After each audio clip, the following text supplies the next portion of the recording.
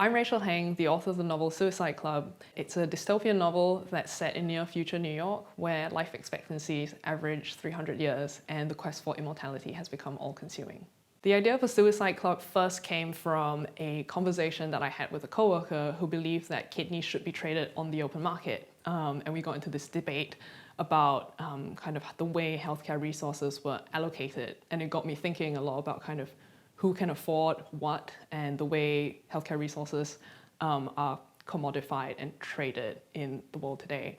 And that was kind of just one of that was the seed of the idea, but really there were a number of other things that I was just seeing in the press on a daily basis, and things like, people in Silicon Valley who were attempting to extend lives way beyond kind of the natural human, what we think of as a natural human lifespan.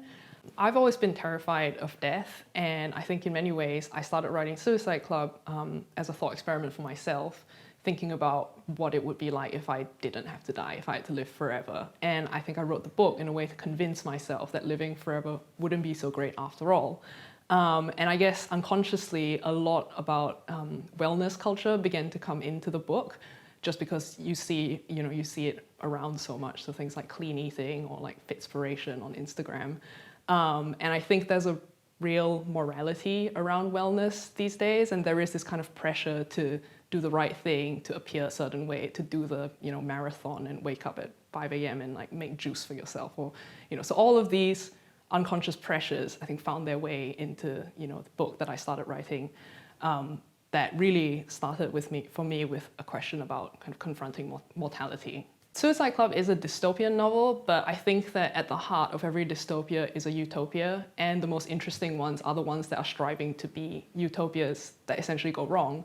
And so I think it comes from a very real drive to extend human life, understandably, which is something that we've always tried to do. And death is the last question that we haven't been able to solve as a civilization. But what I was interested in is all of the kind of unintended side effects that then crop up and the implications that it has for daily life and just kind of what it means to be a human being if we were able to solve that problem. A lot of our daily life involves striving for some kind of immortality. So both physical in terms of exercise, eating well, living well, but also emotional. So thinking about leaving a legacy or achieving some kind of transcendence or meaning.